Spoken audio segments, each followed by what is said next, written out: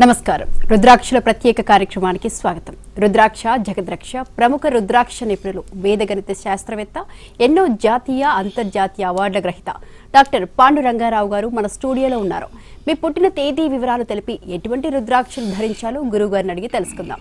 Screen పైన scroll అవుతున్న numbers కి ఫోన్ చేసి గురువు గారితో నేరుగా మాట్లాడండి. నమస్కారం గురుగారు. ఓం నమః శివాయ. గురుగారు, మంచిగా ఎప్పటిలాగే మోటివేషనల్ స్టోరీలోకి వెళ్దాం. ముందుగా మోటివేషనల్ స్టోరీలోకి వెళ్లే ముందు ఈరోజు ఫాదర్స్ డే కదా, మరి ఈ ఫాదర్స్ డే రోజు మీ మాటలో ఫాదర్ గురించి ఏం చెప్తారో ఒక్క మాటలో చెప్పండి. నేనైతే మాటల్లో చెప్పలేను. మాటలు చెప్పేంత సింపుల్ అయితే తండ్రి కాదు. ఎప్పుడో ఫాదర్స్ డే రోజు గుర్తు చేసుకునేటువంటి క్యారెక్టర్ కాదు. ఎప్పుడూ గుర్తు రాకపోతే అంతకంటే ద్రోహం ఇంకోటి ఉండదు. ఫాదర్ గురించి ఈ పదాలతో ఆయనకి చెప్పే అంత సింపుల్గా ఆయన వ్యక్తిత్వం కానీ ఆయన మూర్తిమత్వం కానీ ఉండదు. ఒక్క మాటలో చెప్పాలి అంటే, నీ చుట్టూ ఉంటూ నీకు కనబడని దేవుడు. నువ్వు దేవాలయానికి వెళ్ళినప్పుడు కూడా తన భుజాల మీద ఎక్కించుకొని దేవుణ్ణి చూపిస్తాడు. అదిగో కనబడదు కదా నీకు, తన భుజాల మీద పెట్టి దేవుణ్ణి చూపిస్తాడు. అప్పుడు నీకు తెలియదు ఇంకొక దేవుడు భుజాల మేంచి దేవుణ్ణి చూస్తున్నాను అని. సో ఏం చెప్పినా తండ్రి గురించి అది తక్కువే. ఒక సమిధ నీ చుట్టూ నీకు కనబడుతూనే ఉండే కనబడని దేవుడు. ఇంతకంటే మనం చెప్పుకుంటే బాగోదు ఫాదర్ గురించి కదా, ఎంత చెప్పినా తక్కువే. సో నేను చెప్పదలుచుకోలేదు. ఈ ఒక్క మాట, నీ పక్కనే ఉంటూ నీకు కనబడని దేవుడు నీ తండ్రి. రైట్. అంటే నిజంగా దేవుడన్నా చేస్తాడో ఏదైనా చేయడో తెలియదు, కానీ ఈ తండ్రి చెయ్యలేకపోవడం అంటూ ఏమీ ఉండదు. తను చేయలేనిది ఏమీ ఉండదు పిల్లల కోసం. సరే, ఇప్పుడు దాంట్లోకి వెళ్తే మనకి ఇక అసలు ఇంకా అంతం ఉండదు. మోటివేషన్స్ నువ్వు అడిగావు కాబట్టి మోటివేషన్ కూడా దానికి సంబంధించిందే చెప్తాను. నేను ఏదో చెప్దాం అనుకున్నాను, ఇప్పుడు నువ్వు దీనికి అడిగావు కాబట్టి బాగ్దాద్ నగరంలో పక్క నుంచి వెళ్దాం. మీ మిడిల్ ఈస్ట్లోంచి ఒక కథ తీసుకుందాం. బాగ్దాద్ నగరంలో ఒక తండ్రి ఒక కొడుకున్నాడు. తండ్రి చాలా కష్టపడతాడు. కొడుకు పెద్దవాడు అవుతున్నాడు, వాడికి ఏదన్నా చేయాలి, ఈ కూలి పని చేసుకుంటూ వాడికి నేనేం చేస్తాను అని చెప్పి చాలా తపన పడిపోతూ ఉంటాడు. ఏదో ఒకటి చేసి డబ్బు సంపాదిస్తా అందంటాడు. ఈ క్రమంలో ఈ పోరాటంలో ఆరోగ్యం పాడు చేసుకున్నాడు. ఊహించిన దానికంటే తొందరగా పాడైపోయాడు. తన కొడుక్కి చేయలేకపోయాడు. అంటే ఎక్కువగా చేసేద్దాం అనుకొని పాపం తనే బోర్లా పడ్డాడు. ఆఖరికి ఆరోగ్యం పాడైపోయింది. ఆఖరి రోజులకు వచ్చేసాడు. కొడుకుని పిలిచాడు, నాయనా, నేను పడ్డ తపన మామూలుగా కాదు, దురదృష్టం. నేను ఏమీ చేయలేకపోయాను. నీకేదో చేద్దాం అనుకున్నాను, ఏమీ చేయలేకపోయాను. వెళ్ళిపోతూ మాత్రం నేను ఒక మాట చెప్తాను. నిజంగా ఇది నిజమైతే తల్లిదండ్రులు ఆశీస్సులు పిల్లలకి అందుతాయి అంటారు. అది నిజమైతే కల్మషం లేకుండా నేను చెప్తున్నా, నువ్వు మట్టి పట్టుకుంటే బంగారం అవుద్ది. వెళ్ళిపోతూ నీకు ఇచ్చే దీవెని ఇది. మనిషిగా చేయలేకపోయినా వాక్కుగా నీ మీద అది ప్రభావం చూపిస్తుంది అని చనిపోతాడు. ఇక ఏంటి డైలాగ్, మా నాన్న ఆస్తి ఇవ్వకుండా డైలాగులు చెప్పి వెళ్ళిపోయాడని చెప్పి అనుకుంటాడు. సరే చూద్దాం, వ్యాపారం పెడితే ఏది పట్టుకుంటుంది, చిన్న వ్యాపారం పెట్టాడు. అలా రోజు రోజు పెరుగుతుంది, ఏది పట్టుకుంటే అది పెరుగుతుంది. ఆఖరికి ఏం చేశాడంటే విపరీతంగా డబ్బు, ఇటు చూస్తే అటు డబ్బు, ఇటు చూస్తే ఏ వ్యాపారం పెడితే 10 వస్తుంది. చూస్తుండగా పెరిగిపోతున్నాడు. మా నాన్న చెప్పాడు కదా, ఏది పట్టుకుంటే అది బంగారం అవుద్దురా అన్నాడు. ఆయన పైనుంచి చూస్తున్నాడు, అన్నీ చేసేస్తున్నాడు, బంగారం అయిపోతుంది అని చెప్పేసి స్నేహితుడితో చెప్తే, అయితే ఏది పట్టుకుంటే అది బంగారం అయిపోద్ది అంటాడు. ఓసారి నష్టం వచ్చే పని చెప్పనా నేను అన్నాడు. ఏది పట్టుకుని చెప్పు, అలాగే ఉండదు, నష్టం రాదు, మా నాన్న ఉన్నాడు, ఆయన చూసుకుంటాడు, నేను ఏది చేసినా నష్టం రాదు. అయితే ఓ పంచే, బాగ్దాద్లో మనం ఇక్కడ ఈ బాగ్దాద్ నగరంలో ఖర్జూరాలు కొని కైరోలో అమ్ముదాం. బాగా ఎక్కువగా కొనేసా అంటే, కైరో అంటే అరే పిచ్చోడా, వచ్చేది మొత్తం ఖర్జూరాలని కైరో నుంచి కదా, బాగ్దాద్ నగరంలో ఎక్కువ రేటు కొట్టి ఎక్కడైతే ప్రొడక్షన్ ఉంటుందో అక్కడ తీసుకెళ్ళి అమ్మితే ఏం వస్తుంది, బాగా నష్టం వస్తుంది. అక్కడ రూపాయి అయితే ఇక్కడ 10 రూపాయలు పెట్టుకోనాలి మనం. ఈ 10 రూపాయలు పెట్టుకుంటే అక్కడికి వెళ్తే 50 పైసా కూడా రాదు, మొత్తం పోద్ది మన డబ్బు. మరి ఇన్ని కబుర్లు చెప్పి మీ నాన్న పట్టుకుంటే బంగారం అవుద్దన్నావు, మరి ఇప్పుడు చెప్తేనేమో చుక్కలు లెక్క ఎడుతున్నావు, అది ఇది మీనమేషాలు లెక్క ఎడుతున్నావు అంటే, ఏం పర్వాలేదు, మా నాన్న చెప్పాడు, నేను నిజాయితీగా చేస్తాను, నిష్కల్మషంగా చేస్తాను, వ్యాపారంగానే చేస్తాను, నాన్న మీద భారం వేస్తా అని చెప్పి ఎంత దొరికితే అంత ఖర్జూరాలు కొనేయమంటాడు. బాగ్దాద్లో కొనేసాడు. ఇవన్నీ ఒంట్ల మీద వేసుకొని కైరోకి తీసుకెళ్ళాలి. కైరోకి తీసుకెళ్తుంటే ఎండ అంతా మా బేబస్సం కింద ఉంది. అటునుంచి ఒక సైన్యం అక్కడేదో దేవులాడుతున్నారు, వెతుక్కుంటున్నారు. అక్కడ పక్కనేమో యువరాజు ఉన్నాడు.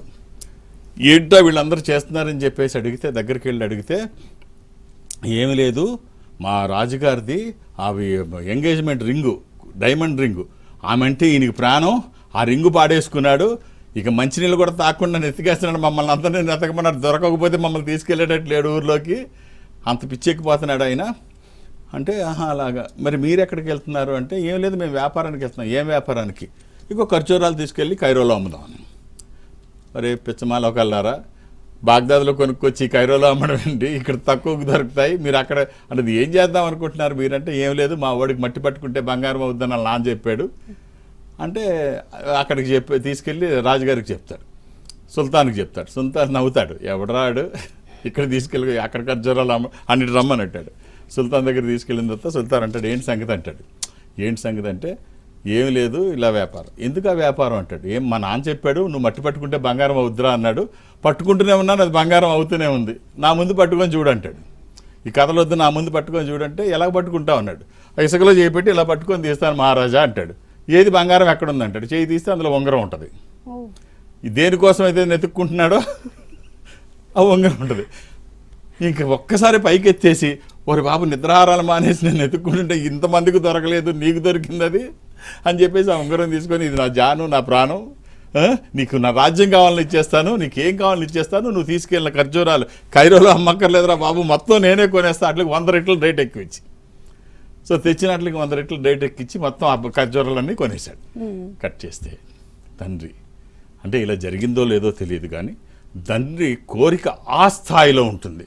తల్లిదండ్రుల ఆశీర్వచనంలో కల్మషం ఉండదు. భగవంతుడి దాంట్లో ఏమైనా తేడాలు ఉంటాయేమో కానీ తల్లిదండ్రుల దీవెనలో తేడాలు ఉండవు. ఓకే గురుగారు, చాలా చక్కగా వివరించారు తండ్రి గురించి. థ్యాంక్ యూ గురుగారు. అలాగే ఇప్పుడు ఒక కాలర్ రెడీగా ఉన్నారు, వర్ణిక ఫ్రమ్ ఖమ్మం నుండి. వర్ణిక గారు నమస్తే అండి. నమస్తే. ఓం నమ శివాయ గురుగారు. శివాయ నమః. మా date of 11th birth July 1995 ఎంతమ్మా? అండి. 11th July 11th July 1995. 1995. అవునండి. నేను కెరియర్ కోసం కనుక్కుందామని చేశాను. మంగళవారం పుట్టినాడు తెలుసా అమ్మా? అవునండి. ఆ రోజు పౌర్ణమి కూడా, ఫుల్ మూన్ డే. అవునండి. ఆ రోజు పౌర్ణమ, అది మకర రాశి, ఉత్తరాషాఢ నక్షత్రము. ఈరోజు ఎందుకు గుర్తు, ఆ రోజు పౌర్ణమ అని ఎందుకన్నానంటే, అది 11 జూలై 1995. అంటే 11 జూలై యాక్చువల్గా అయితే 11 జూలై 79. 11 జూలై 79. ఇక్కడ మనకు 95 కనిపిస్తుంది. 79 స్కైలాబ్ పడిపోయిన రోజు. ఈ డేటు స్కైలాబ్ తెలుసా? 79లో. ఏమ్మా తెలుసా? తెలియదండి. స్కైలాబ్ అంటే నాసా వాళ్ళు ప్రయోగించిన అంతరిక్ష నౌక పడిపోయింది. పడిపోతే అది ఎక్కడ పడుతుందో తెలియక ప్రపంచం అంతా కూడా ఆస్తులు అమ్మేసుకొని, రేపటికి మనం ఉండం, స్కైలాబ్ పడిపోతే భూమి ఉండదు. నాసా వాళ్ళ ప్రయోగం, అందరూ చనిపోతారు అనుకున్నారు. ముఖ్యంగా భారతదేశంలో చాలా ఎక్కువ దాని ప్రభావం ఉంది, ప్రపంచవ్యాప్తంగా ఉన్నప్పటికీ ముఖ్యంగా మన తెలుగు రాష్ట్రాల్లో అయితే మరీ దారుణం. మొత్తం డబ్బులన్నీ తీసేశారు, బ్యాంకుల్లో డ్రా చేసేసారు. తాగినోళ్ళు తాగుతూనే ఉన్నారు, తినేవాళ్ళు తింటూనే ఉన్నారు. డబ్బు ఎక్కడ, రేపటికి ఏమి ఇవన్నీ పనికిరావు, చిల్లి కాగితాలతో సమానం. అది తెలిసిన వాళ్ళకి 79 వ్యవహారం తెలిసిన వాళ్ళకి గుర్తుంటుంది. 2 విపత్తులు మనం చూసినట్లో బలమైన వాటిల్లో ఇదొకటి 11/7, ఇంకొకటి ఏంటంటే 7/7 దివిసీమ ఉప్పెన. 50,000 మందిని పొట్టన పెట్టుకున్న భయానకమైనటువంటి కాలరాత్రి. లెక్కకు దొరికిన శవాలు 50,000. ఇక జంతువులు, వృక్షాలు, ఇక మిగిలిన జీవరాశులు లెక్కలేదు. సరే, సో అది పౌర్ణమి రోజు అని చూస్తున్నాను. రైట్ అమ్మా, ఎవరిది ఇది? ఒక్క రుద్రాక్ష చెప్తాను, వీలైతే వెయ్యండి అమ్మా. ఒక 9 ముఖాలు రుద్రాక్ష, నవముఖి. ఇది అమ్మవారి స్వరూపము, విజయాలు చేకూర్చి దోషాలు నివారించేది.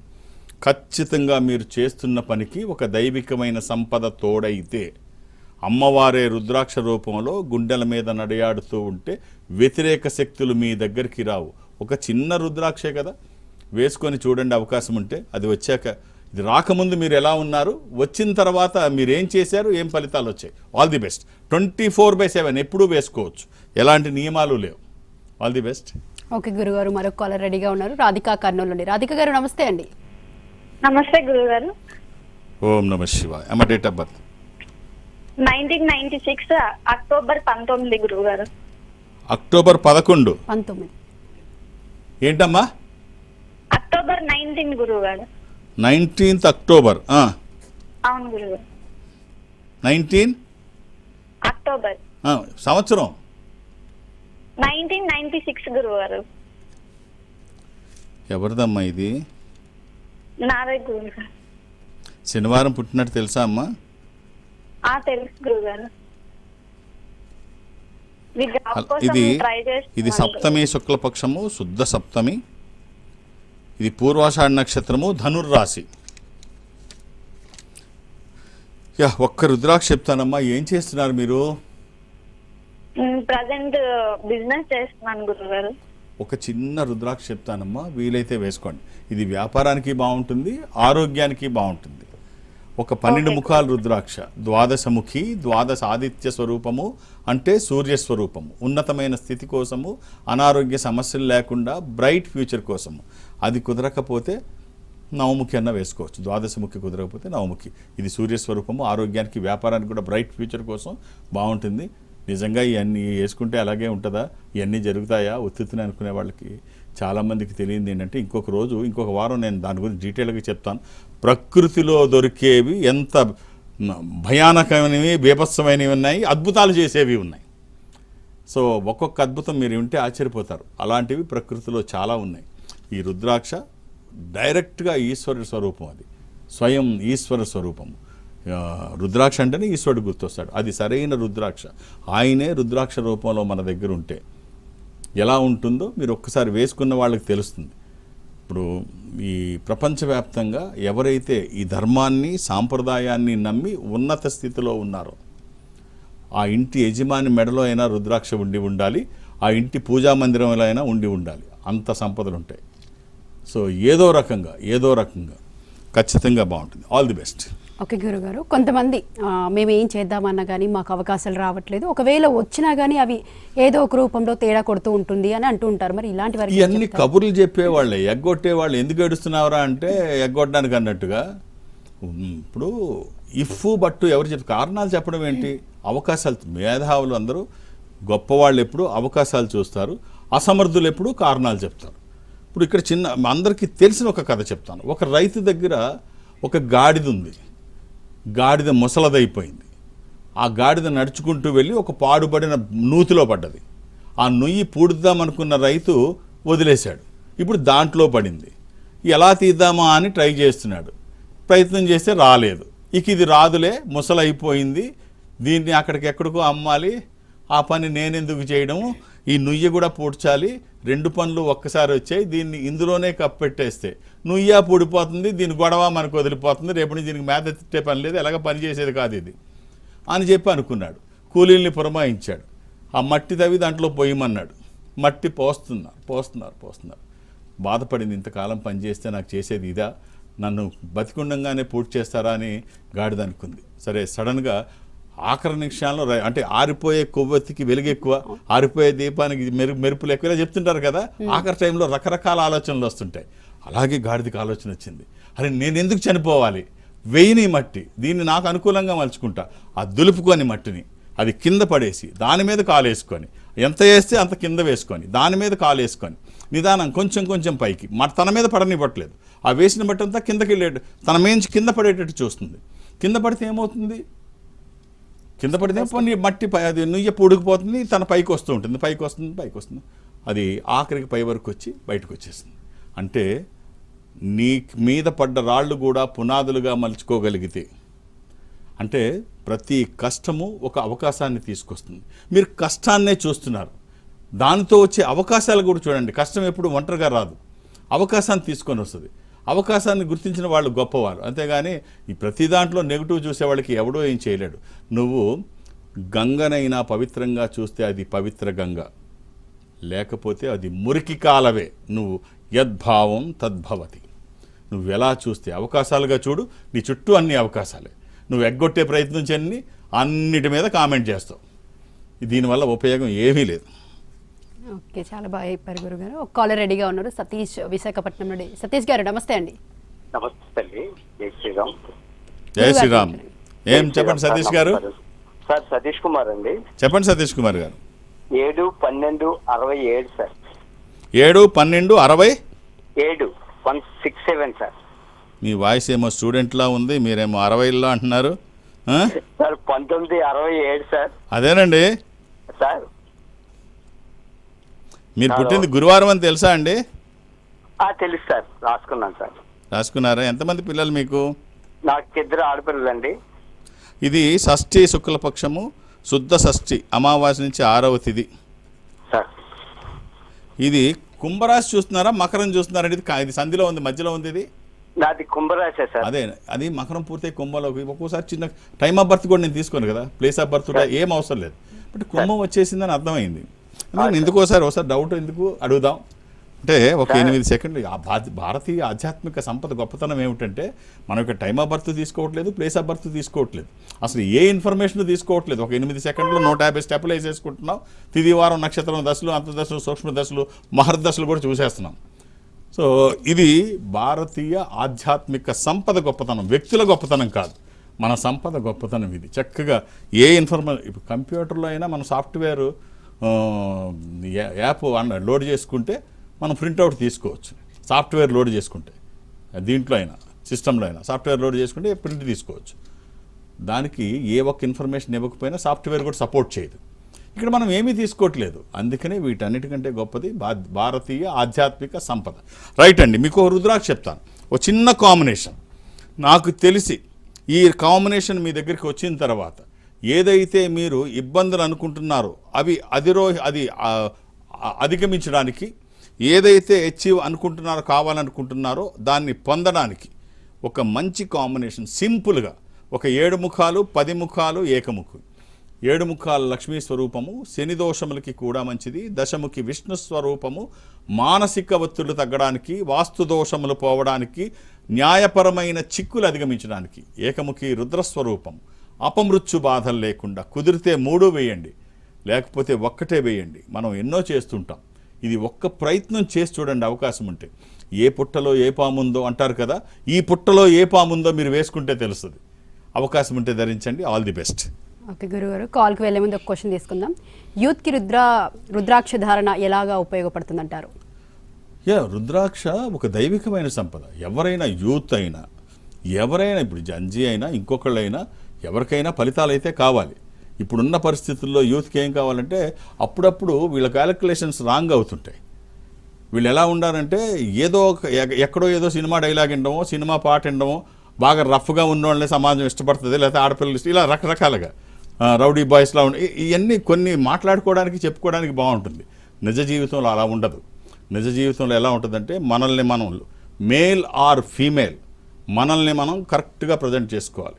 అందులో ఎక్కడ తేడా వచ్చినా తేడాలు వస్తాయి. అంటే మన విజిటింగ్ కార్డ్ ఏమిటంటే పర్సనల్ అపీరెన్స్. మన పర్సనల్ అపీరెన్స్ పెర్ఫెక్ట్గా లేకపోతే కుదరదు. ఇప్పుడు ఒక బాగా మేధావి ఉన్నాడమ్మా, చాలా తెలివైనడు, అన్ని రకాలుగా గొప్పవాడు, సంపన్నుడు, అన్నిటిలో గొప్పవాడే.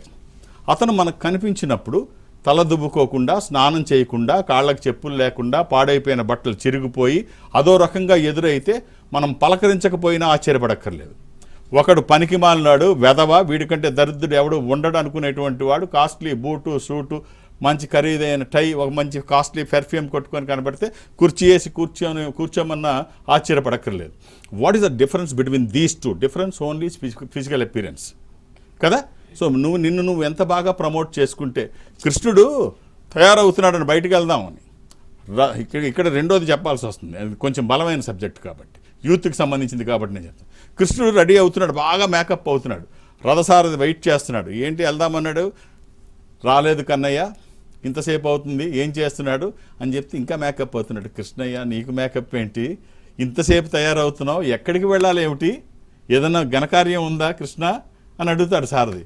అడిగితే, అవును, మనం ఇప్పుడు కలవడానికి వెళ్ళేది దుర్యోధనుడిని. దుర్యోధనుడు కలవడానికి ఈ మేకప్ అంతా ఎందుకంటాడు. దుర్యోధనుడు మామూలు వాడు కాదు, మంచివాడైతే మనం ఎలా వెళ్ళినా ఇన్నర్ మనల్ని చూస్తాడు, అంతరంగంలో ఉండేటువంటి కృష్ణుడు చూస్తాడు. తనకు కావాల్సింది బాహ్యం, బయటికి కనిపించేటువంటి మెరుపులు. కాబట్టి దుర్యోధనుడికి తగ్గట్టుగానే మనం వెళ్ళాలి. ఇది ఏం చెప్తుందంటే, బయట సమాజం చూసేది మనల్ని ఇలాగే. మీరు ఆటోలో వెళ్తే మిమ్మల్ని అలాగే గౌరవిస్తారు, మీరు మెర్సిడెస్లో వెళ్తే మెర్సిడెస్లో ఆ గౌరవం ఉంటుంది. మిమ్మల్ని మీరు పెర్ఫెక్ట్గా ప్రజెంట్ చేసుకొని వెళ్ళండి. మీకు ఒక దైవికమైన సహకారం. రుద్రాక్ష ఎందుకు ఉండాలి అంటే నెగిటివ్ ఫోర్సెస్ మీ మీదకి రావు, సక్సెస్ రేట్ పెంచుకోవడానికి. ఇన్ని రకాలుగా ప్రమోట్ చేసుకుంటున్నారు కదా మిమ్మల్ని. ఒక్క రుద్రాక్ష వేయడం వల్ల ఏమవుతుంది అంటే రాజుగారు ఏదన్నా చెప్పితే అది శాసనం అంటారు. ఎప్పుడు శాసనం అవుతుంది? ఆయన దాని మీద రాసి ముద్ర ఉంటుంది, రాజముద్ర, అది వేస్తే అది శాసనం అయిపోద్ది. అలాగే మీరు అనుకొని రుద్రాక్ష ధారణ చేస్తే అది శాసనం అయిపోద్ది. భగవంతుడు ఉంటాడు కదా, మీరు అనుకున్నది అందుకు వేసుకోవాలి. అందుకని ఈ 3 ఎగ్జాంపుల్స్ చెప్పాల్సి వచ్చింది, యూత్కి సంబంధించింది కాబట్టి. అప్పుడు వాళ్ళ భవిష్యత్తులోకి బలంగా వెళతారు, అనుకున్నవన్నీ సాధిస్తారు. వాళ్ళ ప్రయత్నానికి వాళ్ళ పెద్దల ఆశీర్వచనము, ఈశ్వర అనుగ్రహము తోడైతే అద్భుతాలు జరిగితే ఆశ్చర్యపడక్కర్లేదు.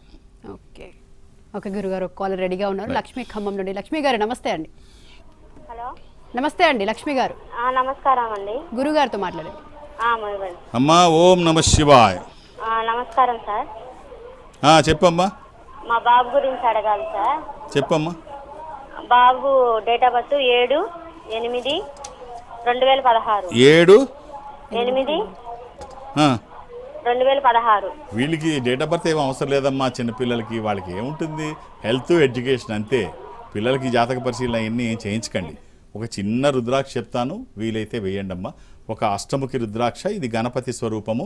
విఘ్నాలు లేకుండా ముందుకు వెళ్ళడానికి, నిర్విఘ్నంగా అన్ని పనులు చేసుకోవడానికి, కెరీర్ కోసము, ఎడ్యుకేషన్ కోసము. ఇది వాక్కుకి సంబంధించి, నాలెడ్జ్కి సంబంధించి. All the best.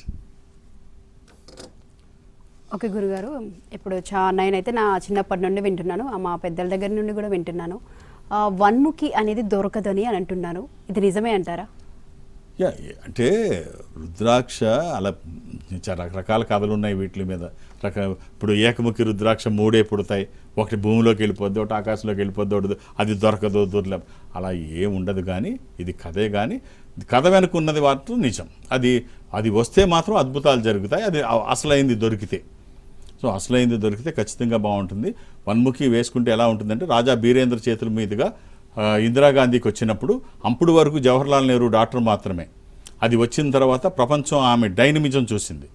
ఆఖరి రోజుల్లో అది ఆమె దగ్గర లేదు. దానికోసం చాలామంది ప్రయత్నం చేశారు, దొరకలేదు. ఆమె ఆఖరిలో మామూలు బంతిగానే చనిపోయింది. సిరిమావ బండార్ నాయకే, ఆమె కూడా అంతే. రుద్రాక్ష వచ్చిన తర్వాత ప్రపంచం ఆమె డైనమిజం చూసింది. మనకి సునీల్ గవాస్కర్ 1992 వరల్డ్ కప్కి ముందు ఆయన ధరించాడు వన్ముఖి. మీరు నెట్లో చూస్తే ఆయనతో క్రికెట్ ఆడిన వాళ్ళందరినీ మనం మర్చిపోయి ఉంటాం. కానీ ఆయన ఎప్పుడు లైమ్ లైట్లోనే ఉంటాడు. టీం మేనేజర్గానో కామెంటేటర్గానో ఉంటాడు. అంతవరకు ఎందుకు, పక్కన సౌత్ ఫిలిం స్టార్ రజనీకాంత్, భాషా సినిమాలు అనుకుంటా, నాకు తెలియదు, గుర్తులేదు. ఆ వన్ముఖి మీరు చూస్తారు, నల్లదారంలో ఆయన వేసుకున్నాడు. ఆయన చుట్టూ ఎంతమంది స్టార్స్ ఉన్నా ఇవాళ కూడా ఆయనే సూపర్ స్టార్. సో అది అలా ఉంటుంది. అది నిజమైంది, సరైనది ఉంటే నేనేం చెప్తానంటే, ఎవరు పడితే వాళ్ళు సర్టిఫికెట్లు ఇచ్చేది కాదు. ఐజీఐ సర్టిఫికేషన్ అని ఉంటుంది ఢిల్లీలో. కేంద్ర ప్రభుత్వం వాళ్ళు భారతదేశంలో అత్యంత ఖరీదైన వజ్రాన్ని పరీక్షించే కేంద్రం. వాళ్ళు టెస్ట్ చేసి ఇది ఒరిజినల్ వన్ముఖి, నేపాల్ నుంచి వచ్చింది, ఏకముఖి అనేది ఐజీఐ సర్టిఫికేట్ ఉంటే అది ఓకే. సో అది దొరికితే బాగుంటుంది. ఏది పడితే అది కొనొద్దు. ఈ సంస్థలో ఉందేమో ఒకసారి అడగండి. 33 సంవత్సరాల నుంచి నేను ఇందులో ఉంటున్నా. ఒక భారతదేశంలోనే అతిపెద్ద సంస్థ. వాళ్ళని కాంటాక్ట్ చేస్తే వాళ్ళు చెప్తారు. రైట్. ఓకే గురుగారు, మరొకటి, కొంతమంది ఏదైనా పని చెప్తే ఇది మా వల్ల అయ్యే కాదు, ఇది మాకు సూటబుల్ అయ్యే పని కాదు అని చెప్తూ ఉంటారు. మరి ఇలాంటి వారికి ఏం చెప్తారు? అంటే ఏది నాకు సూటబుల్. ఇప్పుడు చిరంజీవి అయినా ఓవర్ నైట్ అవ్వలేదు, మోదీ అయినా ఓవర్ నైట్ అవ్వలేదు. నువ్వు ప్రయత్నం చేయి. ఇమీడియట్గా జరగడానికి 2 నిమిషాల్లో జరిగిపోవడానికి ఇదేమి నూడిల్ కాదు. మ్యాగీ నూడిల్స్ అయితే 2 నిమిషాల్లో అయిపోద్ది. జీవితం నిన్ను ఇక్కడ శిల్పము నువ్వే, పులి నువ్వే, ఇది నువ్వే, సుత్తి నువ్వే, ఉలి నువ్వే, శిల్పము నువ్వే. నిన్ను నువ్వు చెక్కుకో. అప్పుడు నువ్వు ఏ స్థాయిలో చెక్కుంటావు నీకు తెలుస్తుంది. నీ వల్ల కాదు అని ముందు ఎలా చెప్తావు? అది కోపస్థ మండూకాలు ఆలోచన. ఒక కప్పను తీసుకెళ్ళి ఒక జార్లో పెట్టారట. జార్లో పెడితే ఆ పైన మూత వేసేస్తే ఈ కప్ప పైకి ఎగురుతుంది బయటికి రావడానికి. ఆ మూతకు తగిలి కింద పడిపోతుంది, బయటికి రావట్లేదు. ఎప్పటికి బయటికి రామనుకుంది. ఈ మూత తీసేసాడు. మూత తీసేస్తే ఎగరడం మానేసింది. ఎందుకు ఎగిరినా మనం మూతకు తగిలి కింద పడిపోతాం, మానేసింది. మూత తీసేస్తే ఇక బయటకు పడిపోవచ్చు. కానీ తను ఏమనుకుంటుంది, తీసిన నాతో కాదులే, ఇది నాతో అయ్యే పని కాదులే. ఈ కోపస్థ మండూకాలను నూతుల కప్పల్లాగా ఉండడం కాకుండా మిమ్మల్ని మీ బ్రెయిన్ని మీరు పదును పెట్టే విధంగా, మీ శిల్పాన్ని మీరే చెక్కుకునే విధంగా, ఇప్పుడు చెప్పినట్టుగా సుత్తి మీరే, ఉలి మీరే, శిల్పం మీరే, మిమ్మల్ని మీరు ప్రమోట్ చేసుకోండి. మీకు వచ్చిన ఏ అవకాశమో వదలకండి. అన్నీ మీరు చేయగలరు, అన్నీ మీరు చేయగలరు. నేను చాలా సందర్భాల్లో చెప్పాను. వాల్ట్ డిస్నీ ఆయన one can do, I can do అంటాడు. మనం చూసాం డిస్నీ వాళ్ళు ఆయన ఏ స్థాయిలో ఆయన ఒక్కడే చేశాడు. ఏది అసాధ్యం కాదు. ఆయన ఎంతమంది హేళన చేశారు. సో ప్రపంచం ఆశ్చర్యపోయే విధంగా ఆయన చేసి చూపించాడు. కాబట్టి అసాధ్యం ఏమీ కాదు. ఓకే, అలాగే చివరిగా గురుగారు, ఈ వారం మీరు ఎక్కడెక్కడ అవైలబుల్గా ఉంటారో చెప్పండి. నేను ఒక ఆధ్యాత్మిక సంస్థలో ఉన్నాను. ఈ సంస్థ ప్రపంచవ్యాప్తంగా ఉంటుంది. జనరల్గా ఎక్కడికి వెళ్ళడానికి కుదరకపోయినా ఈ మధ్యకాలంలో కొన్ని బ్రాంచెస్కి వెళుతున్నాను. నా విషయానికి అంటే ఈ కొంచెం బిజీలో నా క్యాంపు నాకు ఇంకా కరెక్ట్గా తెలియదు. మొత్తానికి ఈ వారం నేను కాకినాడ, రాజమండ్రి కానీ, విజయవాడ, గుంటూరు కానీ రెండు అయితే వెళతాను. సో మీరు ఒకసారి వాళ్ళని కాంటాక్ట్ చేస్తే చెప్తాను. రాజమండ్రి, కాకినాడ కానీ, గుంటూరు, విజయవాడ కానీ మీరు వాళ్ళని కాంటాక్ట్ చేస్తే, మీరు ఒక్కొక్క పేరే ఇవ్వండి, 2-3 పేర్లు ఇవ్వకండి. నా ఒత్తిడి నాకు ఉంటుంది. ఇదేమి ఎమర్జెన్సీ కాదు, మళ్ళీ నేను వచ్చినప్పుడు చూడొచ్చు. ఇక మా అమ్మాయి శ్రావణి అయితే 22వ తారీఖు సోమవారం నాడు, అంటే రేపు తను విశాఖపట్నం కార్యాలయంలో ఉంటుంది. తర్వాత శనివారం నాడు కమింగ్ సాటర్డే బెంగళూరు కార్యాలయంలో ఉంటుంది. తను కలవాలంటే ఒక్కొక్క డేట్ ఆఫ్ బర్త్ మాత్రమే ఇవ్వండి. అది కూడా 2, ఇప్పుడు నేను చెప్పిన 2 శ్రావణి వెళ్ళే 2 పెద్ద నగరాలే, అర్థం చేసుకొని సహకరించండి. థ్యాంక్ యూ సో మచ్ గురుగారు. ఇలాగే ఈరోజు ఫాదర్స్ డే గురించి చాలా చక్కగా ఎక్స్ప్లెయిన్ చేశారు. Thank you so much. ఓం నమః శివాయ. ఇది ఇవాళ రుద్రాక్షల ప్రత్యేక కార్యక్రమం. నమస్తే.